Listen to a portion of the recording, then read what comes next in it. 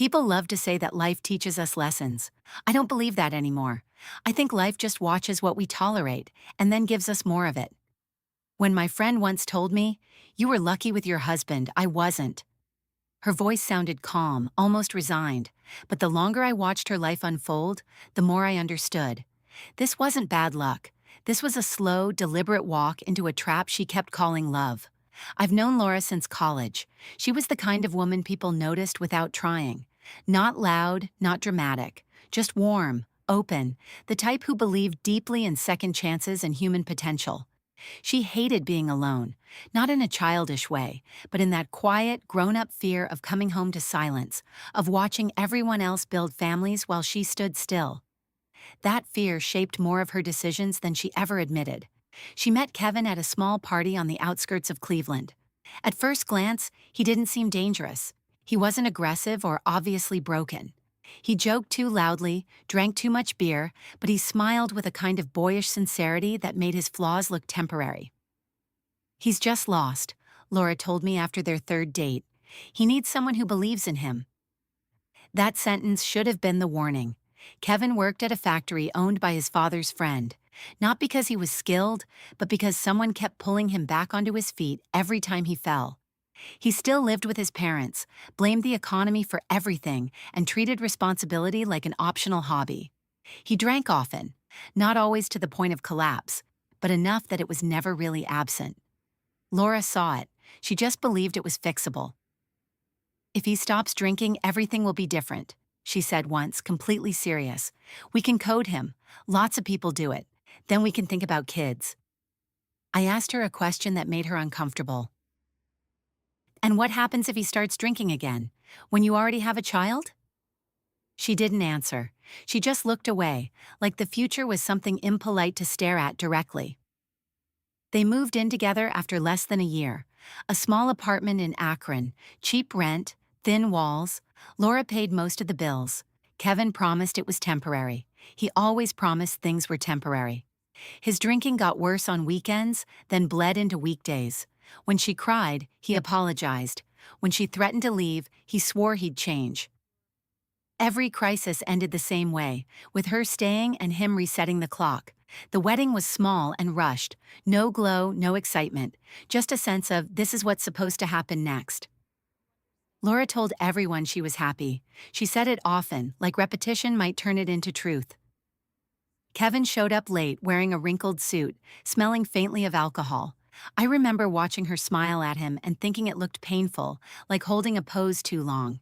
Marriage didn't fix anything. It stripped away the excuses. Kevin stopped pretending to try. He came home drunk more often. He slept on the couch. He complained that life was unfair to him, that people expected too much. Laura worked more, talked less, aged faster. When she got pregnant, she cried. Not from joy, but from fear. She told me she hoped a child would make him grow up. Hope can be cruel. After the baby was born, Laura disappeared into survival mode. She slept in fragments, worried constantly, learned how to listen for the sound of the front door at night. Kevin drank with friends who had the same empty eyes and the same lack of direction. Sometimes he didn't come home until morning. Sometimes he came home angry, never violent, not yet, but sharp with words, dismissive, cold. Once over dinner, he laughed and said that if they had another child, they could build a bunk bed and fit everyone into his grandmother's one-room apartment after she died. He said it casually, like a plan. Laura stared at her plate. I felt something twist inside my chest. He wasn't joking. He genuinely couldn't imagine a life that required effort. When they visited us, which thankfully was rare, I watched Kevin closely. Old shoes, stained jacket, a permanently guilty expression that somehow demanded sympathy instead of change. I remember thinking, with a bitterness that scared me, that if I hit him hard enough with a frying pan, maybe something inside him would finally wake up. The thought horrified me, but it stayed. Laura stopped arguing. That's when I knew things were bad. Silence replaced resistance. She defended him automatically, like a reflex. He's tired. He didn't mean it. It's not that simple. She carried the weight of his failures like proof of loyalty. This is where many women think the story pauses. It doesn't. This is where it accelerates. Because when a woman learns to endure, the world takes notes. After the baby arrived, time stopped moving normally for Laura. Days blurred into each other, stitched together by feedings, laundry, and the constant low-level fear that something might go wrong if she let her guard down for even a moment. She didn't talk about dreams anymore. She talked about schedules, pediatricians, prices. Her world shrank to what could be managed. Kevin, on the other hand, expanded into every available space without effort. He took up the living room with his presence and the kitchen with his mess, and somehow still managed to complain that he had nowhere to rest. He said the apartment felt suffocating. He said the baby cried too much. He said Laura had changed. He never once said he would change. At first, Laura tried to involve him. She asked him to help with night feedings. He did it twice, complained for a week, then stopped. She asked him to stay sober on weekdays. He agreed, then laughed it off when he broke the promise. Every boundary she tried to draw dissolved the moment he pushed against it, and eventually, she stopped drawing them altogether. What hurt most wasn't even the drinking. It was the way Kevin treated responsibility like an insult. When Laura was exhausted, he accused her of exaggerating.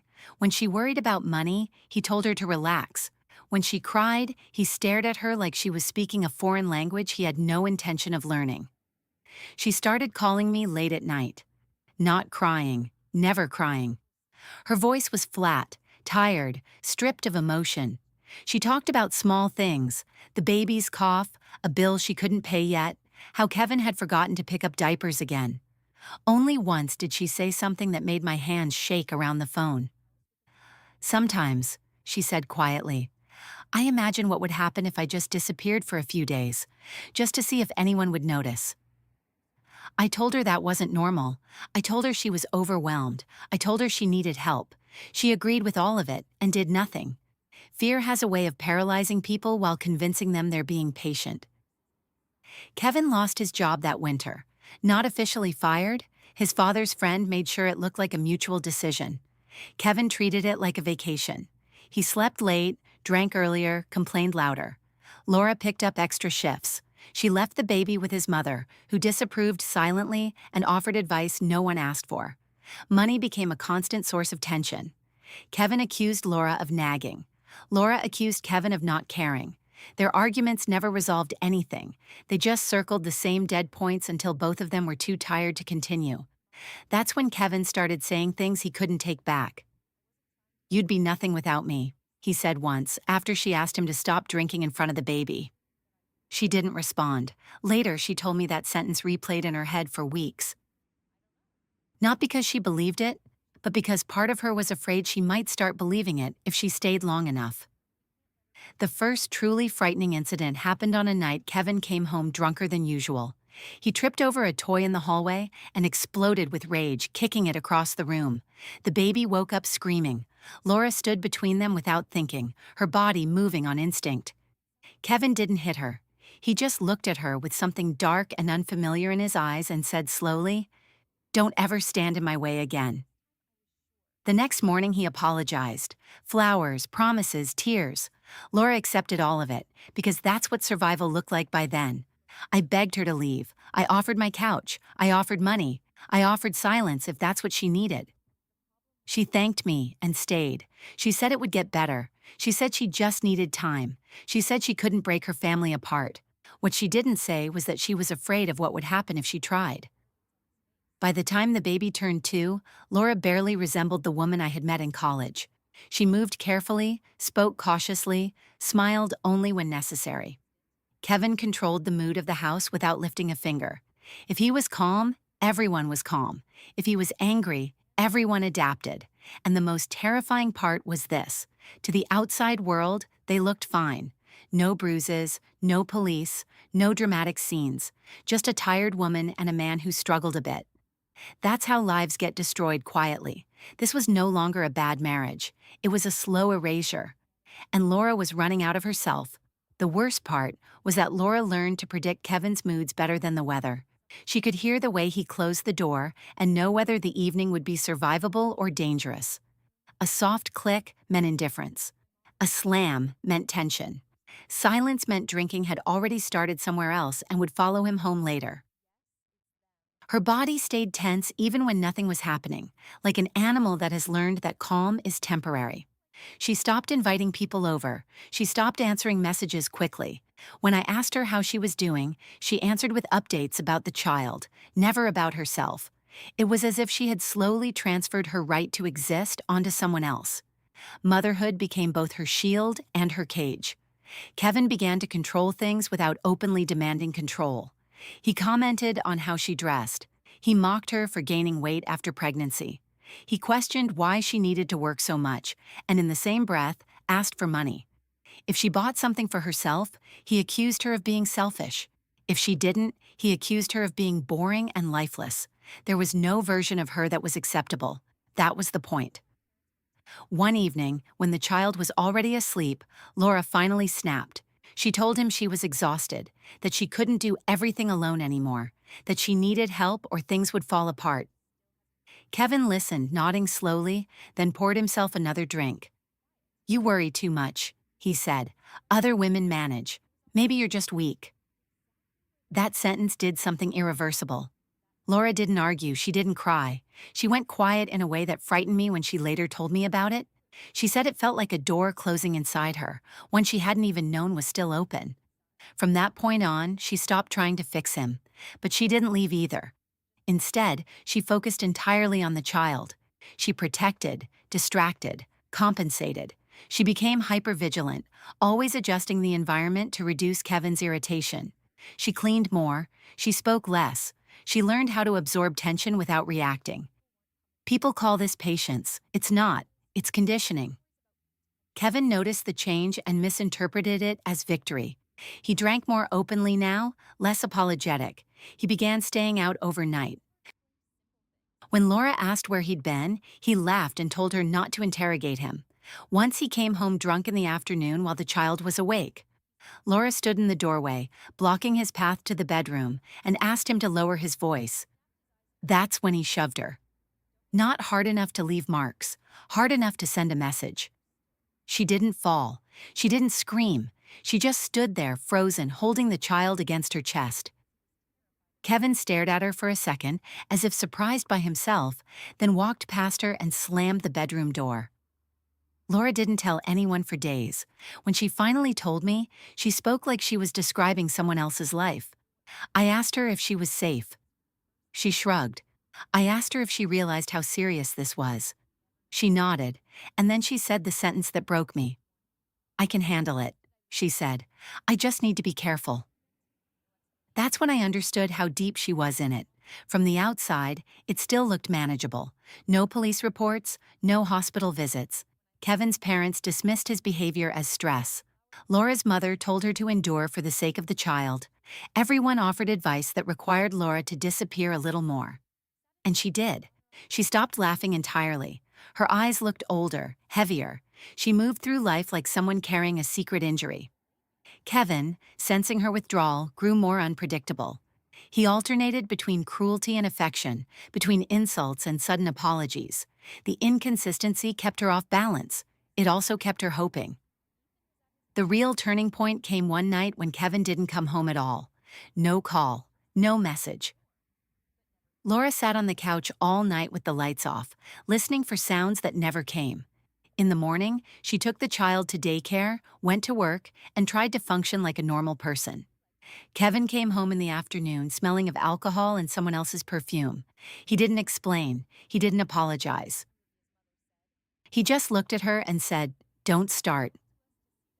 Something in Laura finally cracked. That evening, after the child was asleep, she packed a small bag. Not to leave forever, just enough to feel like she could. She stood in the hallway for a long time, staring at the door, rehearsing what she would say if he woke up. Her hands were shaking so badly she had to sit down. In the end, she unpacked the bag. She told me later that she realized something terrifying in that moment. It wasn't that she didn't want to leave. It was that she didn't believe she was allowed to, and that belief was more dangerous than Kevin himself. The moment Laura stopped believing she was allowed to leave, something fundamental shifted. From the outside, nothing changed. The apartment looked the same. The routines continued. The child grew, laughed, learned new words, but inside Laura, fear stopped being an emotion and became a constant state. She didn't ask herself anymore whether Kevin's behavior was acceptable. She only asked how to survive it with minimal damage. Kevin sensed this change instinctively. Men like him always do. When resistance disappears, they test how far the ground has softened beneath their feet. He began coming home drunk more often, later, louder. He stopped hiding his contempt. He criticized the food, the apartment, the way Laura spoke, the way she looked at him. Sometimes he ignored her completely, treating her like a piece of furniture that only existed to serve a function. One night, after a long shift, Laura forgot to buy cigarettes. It sounds insignificant. That's how these stories always start. Something small, something anyone could overlook. Kevin exploded. He accused her of disrespect, of sabotage, of deliberately provoking him. His voice rose, sharp and unhinged. The child woke up crying in the next room. Laura did something she hadn't done in a long time. She raised her voice. "Stop," she said. "You're scaring him." Kevin froze for a second. Then his face twisted into something ugly. He stepped closer, close enough that Laura could smell alcohol and anger on his breath. "You don't tell me what to do," he said quietly.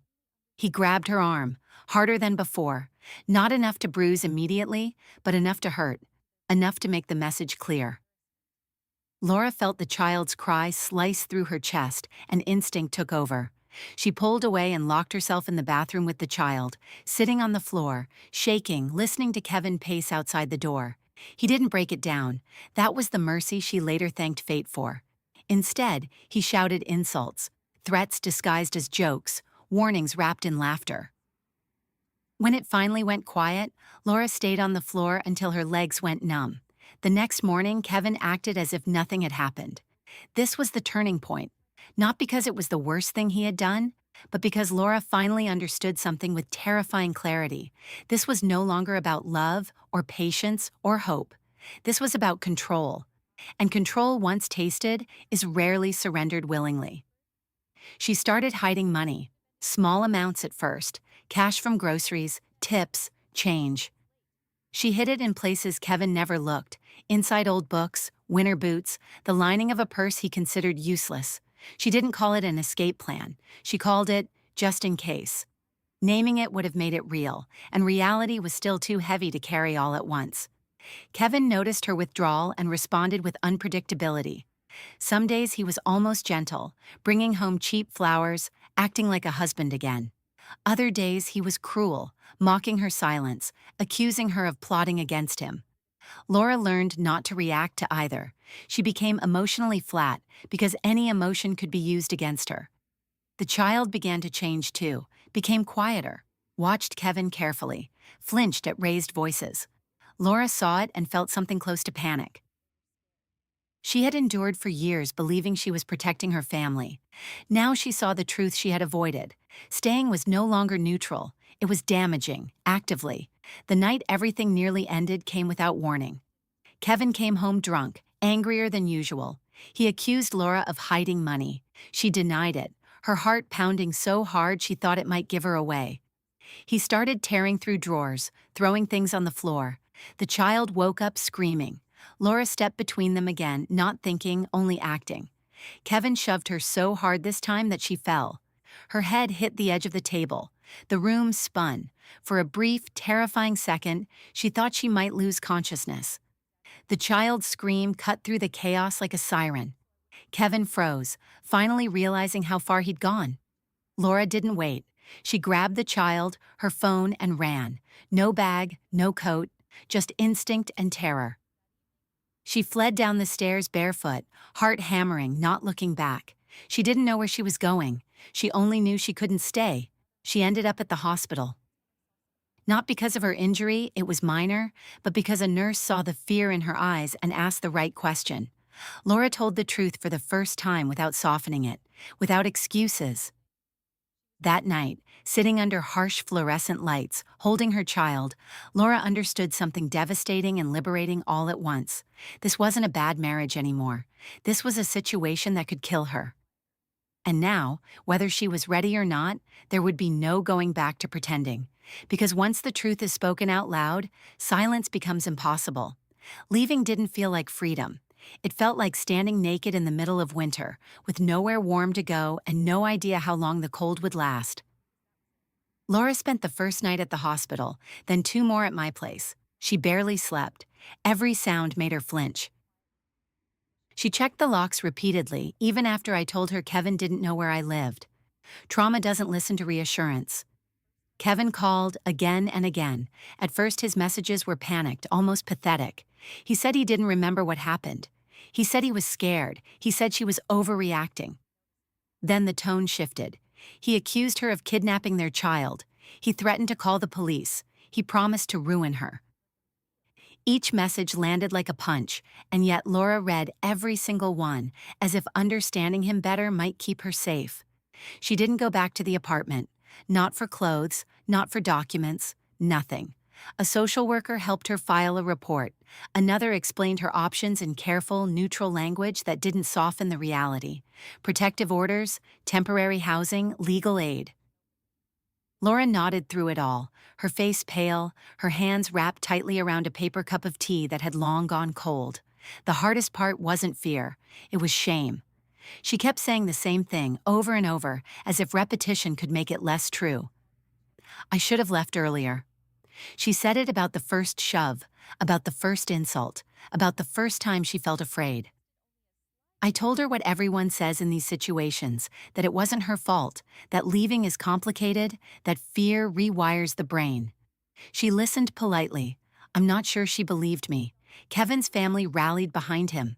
They said Laura was exaggerating. They said stress does strange things to women. They said a child needs a father. They asked her to think carefully before destroying a family. Every word felt like a reminder that even now, after everything, she was still expected to absorb the damage quietly. Court dates followed, paperwork, waiting rooms filled with other women who looked just as tired. Kevin showed up clean, sober, well-dressed. He spoke calmly. He looked reasonable. Laura's hands shook so badly she had to sit on them. She realized then that abuse doesn't end when you leave. It just changes shape. The child struggled, nightmares, sudden crying, clinging. Laura blamed herself for every tear, every moment of fear. She slept beside the child every night, as if proximity could undo memory. Some nights she cried silently, terrified that she had traded one kind of damage for another. Money was tight. Laura took whatever work she could find. She lived out of borrowed furniture and donated clothes. Some days she wondered if staying would have been easier. That thought scared her more than anything Kevin had ever said. It reminded her how deeply the trap had been set. Kevin violated the protective order once, then twice. Each time, Laura felt the old fear surge back, sharp and familiar. But something else surfaced too. Anger, not explosive anger. Cold, focused anger, the kind that clarifies. She began therapy. Slowly, painfully, she started telling the story from the beginning. Not the polished version, not the excuses, the real one. Each session peeled away another layer of denial. She learned words she had avoided before: control, abuse, survival. There was no triumphant moment, no instant strength, just endurance, rebuilt on new terms. By the time the custody agreement was finalized, Laura was exhausted in a way that reached her bones. She didn't feel victorious. She felt emptied out. Kevin still existed in her life, tied to her through their child, a reminder that some consequences are permanent. One night, months later, she looked at me and said something I will never forget. I thought leaving would end the pain, she said quietly. But it didn't. It just changed who carries it. She wasn't wrong, but for the first time in years, the weight was no longer crushing her alone, and that was enough to keep going. The first time Laura spent a full weekend alone, no court dates, no phone calls, no sudden emergencies. She didn't know what to do with herself. The quiet felt unnatural, almost threatening. For years, chaos had structured her life. Now that it was gone, she felt exposed, like someone who had lived next to a highway, and suddenly found herself in a silent field, unsure which sound to listen for. Healing didn't arrive as relief. It arrived as exhaustion. She slept whenever she could.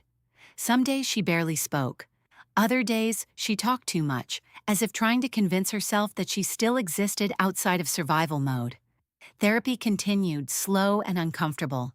Each session forced her to look back without softening the edges, without turning Kevin into a misunderstood man or herself into a martyr. The truth sat between those extremes, heavy and unavoidable. The child began to change too. Gradually, cautiously, the nightmares became less frequent. The flinching eased. Laughter returned in short, uncertain bursts. Laura watched every small improvement like a miracle she didn't fully trust yet. She learned that children don't need perfect parents. They need present ones. And presence, she was finally learning, doesn't require endurance. It requires honesty. Kevin faded into the background, but never disappeared completely. He showed up when required. He complied just enough to avoid consequences. Sometimes he looked at Laura with resentment, sometimes with something that almost resembled regret. She stopped trying to interpret it. Understanding him was no longer her responsibility. There were moments, quiet, dangerous moments, when she mourned the life she thought she would have. The version where love fixed things, where patience was rewarded, where suffering meant something noble. Letting go of that illusion hurt almost as much as leaving him. It meant admitting that some effort is wasted and some people cannot be loved into being better. Laura started rebuilding not with confidence, but with boundaries. Simple ones, clear ones. She learned to say no without explanation. To trust discomfort as information, not weakness. To recognize early warning signs she had once romanticized. Growth didn't make her softer, it made her sharper. One evening, long after everything had settled into a fragile new normal, she said something that finally sounded like peace. "I don't feel strong," she said, "but I feel awake." That mattered. When I look back at her story now, I understand why so many women stay too long. Not because they are weak, but because leaving requires a kind of clarity that only comes after damage. Because the world teaches women to endure, to adapt, to hope quietly. Because we are taught that love is supposed to hurt a little. This is why I tell her story. Not to judge, not to scare, but to interrupt the silence before it becomes a prison. To say the things people don't want to hear out loud, that not every man deserves saving, that not every relationship can be fixed, that staying can be just as destructive as leaving. Laura didn't escape unharmed, no one does, but she escaped alive, with herself still intact enough to rebuild. That counts for something, and if there is any lesson left in this story, it's a brutal and simple one. Love should not require you to disappear. If it does, it isn't love.